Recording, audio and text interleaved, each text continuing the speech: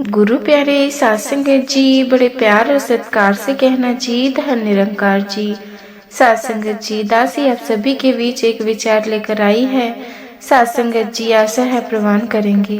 सात संगत जी, प्यार से कहना धन निरंकार जी।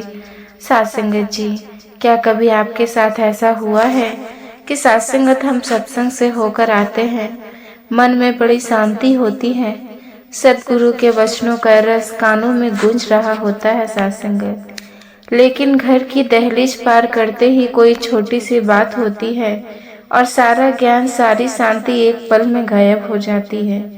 और उस गुस्से के आवेश में हम कुछ ऐसा बोल जाते हैं जो एक गुरु सिख के जुबान को शोभा नहीं देता सात संगत। और बाद में क्या बचता है सात संगत? सिर्फ पछतावा। हम सोचते हैं कि दातार, मुझसे ये क्या हो गया, मैंने फिर से अपना संयम खो दिया।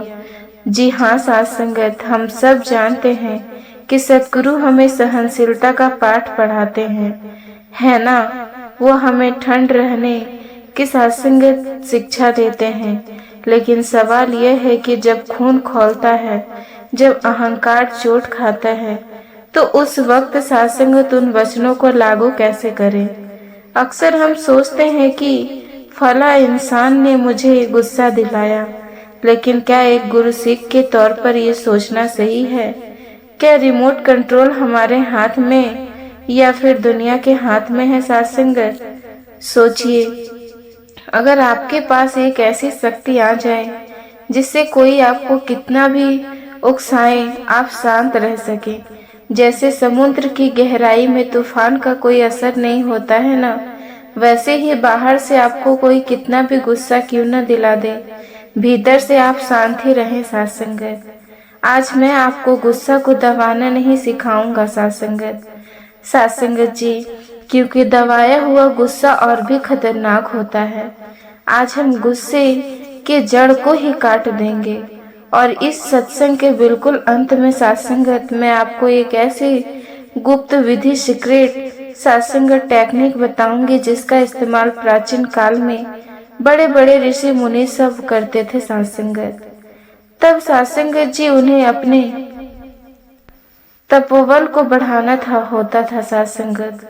वो विधि आपके जीवन को हमेशा के लिए बदल सकती है, लेकिन उसे समझने के लिए आपको पहले इन 3 सूत्रों को समझना होगा। तो चलिए सतगुरु का आश्रय लेकर उनके कृपा से इन तीनों सूत्रों को समझते हैं। सात संगत जी, आइए पहले सूत्र पर विचार करते हैं। ये थोड़ा कड़वा लग सकता है, लेकिन यही सच है सात संगत। पहला सूत्र है, गुस्सा इंसान पर नहीं, अपनी टूटी हुई उम्मीद पर आता है। हम कहते हैं उसने मारा, अपमान कर दिया सात संगत, है ना सात संगत, इसीलिए मुझे गुस्सा आया। लेकिन गहराई से सोचिए आप कि आपको उस इंसान पर गुस्सा आया या फिर इस बात पर कि सात संगत उसने आपके मन में मुताबिक काम नहीं किया। सतगुरु हमें समझाते हैं कि तेरा बहाना मीठा लागे, यानी कि जो निरंकार कर रहा है उसमें राजी रहना, है ना सात संगत। लेकिन गुस्सा कब आता है? जब हम निरंकार का बहाना नहीं, अपना बहाना मानवाना चाहते हैं सात संगत। गुस्सा और कुछ सात संगत जी, हमारे अहंकार, ईगो को लगी हुई चोट होती है। जब घर में, परिवार में या फिर संगत में कोई हमारे हिसाब से नहीं चलता, तो हमारा में ईगो खड़ा हो जाता है सात संगत। एक उदाहरण देखिए, आप उम्मीद करते हैं कि मेरा बेटा मेरी बात सुने या फिर मेरा जीवन साथी मेरी कदर करे, लेकिन जब वो ऐसा नहीं करते तो आपको बहुत गुस्सा आता है ना सात संगत। क्यों आता है? क्योंकि आपके दिमाग में एक तस्वीर थी जो टूट चुकी है सात संगत। अगर वही गलती किसी छोटे नादान बच्चे से हो जाए तो क्या आपको उतना ही गुस्सा आता है? नहीं आता है सात संगत। आप हंस देते हैं। क्यों? क्योंकि बच्चे से आपकी कोई उम्मीद नहीं थी, यानी कि घटना वही है, लेकिन आपको जो नजरिया है वो बदलते ही गुस्सा गायब हो जाता है सात संगत। तो पहला कदम यह है सात संगत जी, जब भी गुस्सा आए तो सामने वाले को मत देखिए, अपनी आंखें को बंद कीजिए और खुद से पूछिए, मेरी कौन सी उम्मीद टूटी है? मैं निरंकार की रजा में राजी क्यों नहीं हो पा रही हूँ? सात्संगत, मैं इस इंसान को, सात्संगत को अपने हिसाब से क्यों चलाना चाहती हूँ? जैसे ही आप ये सवाल पूछते हैं, आप देखेंगे कि गुस्से की पकड़ जो है वो ढीली होने लगी। क्योंकि सात्संगत, अब आप दुनिया को नहीं सुधार रहे, आप खुद को सुधार रहे हैं। और यही तो भक्ति है सात्संगत, कि स्वयं को उस परमात्मा के लायक बनाना। लेकिन सात्संगत जी, हम इंसान हैं, उम्मीदें एकदम से तो खत्म नहीं होती, और कई बार सामने वाला जानबूझकर हमें उकसाता है सात्संगत, है ना? ऐसे में जब एक कदम से सात्संगत जी मन में आग लगे तो उसे कैसे शांत करें? इसका जवाब हमारे दूसरे सूत्र और एक बहुत प्यारी कहानी में छिपा है सात्संगत जी, परमात्मा के लायक बनना। लेकिन सात्संगत जी, हम इंसान हैं, उम्मीदें एकदम से तो खत्म नहीं होती हैं, और कई बार सामने वाला जानबूझकर हमें उकसाता है सात्संगत, है ना? ऐसे में जब एकदम से मन में आग लगे तो सात्संगत जी उसे शांत कैसे करें? इसका जवाब हमारे दूसरे सूत्र और एक बहुत प्यारी कहानी में छिपा है। सात्संगत जी, इस बात को और गहराई से समझने के लिए मैं आपको चरणों में एक पुरानी कहानी रखना चाहती हूँ सात्संगत। इसे बिल्कुल ध्यान से सुनिएगा, इसमें एक गहरा राज छुपा हुआ है। एक महात्मा थे जिन्हें अपनी तपस्या पर बड़ा नाज था। सात्संगत, उन्हें एकांत पसंद था। एक दिन वो छोटी सी नाव लेकर नदी के बीचों बीच चले गए। वहां आंखें बंद करके ध्यान में बिल्कुल बैठ गए। चारों तरफ शांति थी, नदी का पानी बिल्कुल शांत था। उन्हें लगा कि उन्हें जैसे मानो परमात्मा मिल गया है। तभी अचानक धड़ाम किसी चीज ने उसकी सात्संगत नाव को जोर से टक्कर मार दी। उनका पूरा ध्यान टूट गया, उनकी समाधि भंग हो गई। उस परमात्मा को तुरंत गुस्सा आने लगा। मन ही मन सोचने लगे कि कौन है ये अज्ञानी जिसे दिखाई नहीं देता कि मैं यहाँ पर ध्यान कर रहा हूँ। आंखें अभी बंद थी उनकी, लेकिन चेहरे गुस्से से बिल्कुल लाल पीला हो गया था। उन्होंने मन ही मन उस व्यक्ति के लिए बहुत कड़वे शब्द तैयार कर रखे थे।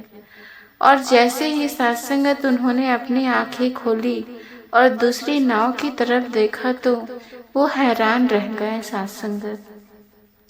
वो नाव बिल्कुल खाली थी, उस नाव में कोई बैठा ही नहीं था।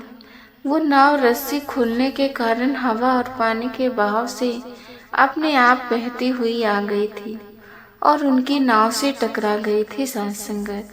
अब वो महात्मा अपना गुस्सा किस पर निकालता? वहां तो कोई इंसान था ही नहीं।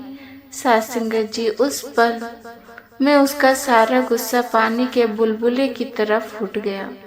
उन्हें समझ आ गया कि सात्संगत जी, गुस्सा उस नाव की वजह से नहीं था, गुस्सा उनके अपने अंदर बैठा था। जब तक उन्हें लगा कि कोई व्यक्ति है तो गुस्सा बाहर निकला सात्संगत। जब पता चला कि नाव तो बिल्कुल खाली है तो गुस्सा बिल्कुल शांत हो गया। यही हमारा दूसरा सूत्र है। सामने वाले एक खाली नाव है, बिल्कुल खाली सात्संगत। आपके जीवन में जो लोग आपको गुस्सा दिला रहे हैं वो उसे खाली नाव की तरह है सात्संगत। वे बस अपनी प्रकृति नेचर के अनुसार बह रहे हैं। वो आपसे टकरा रहे हैं क्योंकि वो अपने संस्कारों, अपनी परेशानियों और अपने अज्ञानता के बहाव में हैं। वे ये सब आपको परेशान करने के लिए नहीं कर रहे, वे बस बेहोश हैं उस खाली नाव की तरह सात्संगत। जब कोई आप पर चिल्लाए तो उसे व्यक्ति मत मानिए, सोचिए कि यह एक खाली नाव है जो हवा के झोंके से आ टकरा गई है। अगली बार जब गुस्सा आए तो प्रतिक्रिया रिएक्ट करने से पहले सत्संगत एक पेज ले लेना। 10 सेकंड का नियम अपना लेना। लंबी सांस लें और सोचें कि यह एक खाली नाव है। क्या ये भाव आपके दिल में उतर पा रहा है? समझ पा रहे हो? सत्संगत, मैं क्या कहना चाह रही हूँ?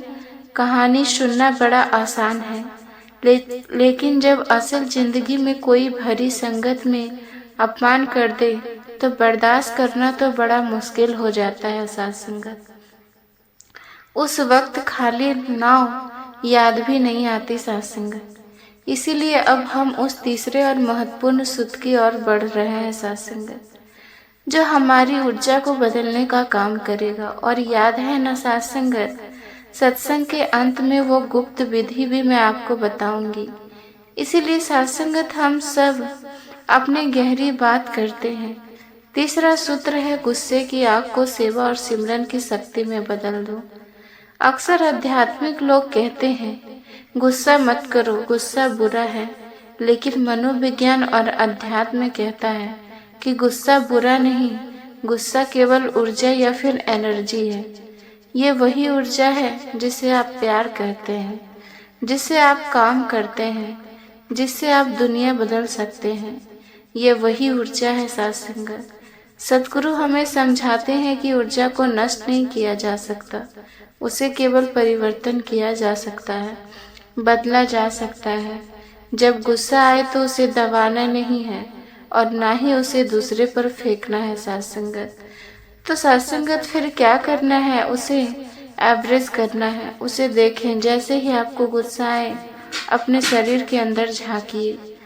कहाँ गर्मी महसूस हो रही है? क्या हाथ कांप रहे हैं? क्या सीना भारी हो रहा है? जैसे ही आप गुस्सा हो को देखना शुरू करते हैं, वो ऊर्जा में बदलने लगता है। सत्संगत, आप इस बात का विश्वास नहीं करोगे, लेकिन ये बात है वैज्ञानिक। सत्संगत, आप उस गुस्से का इस्तेमाल अपने लक्ष्य को प्राप्त करने में कर सकते हैं। सत्संगत जी, प्यार से कहना धन निरंकार जी। सत्संगत जी, आप जी को ये विचार पसंद आया हो तो चैनल को सब्सक्राइब जरूर कीजिएगा। सत्संगत जी, प्यार से कहना धन निरंकार जी।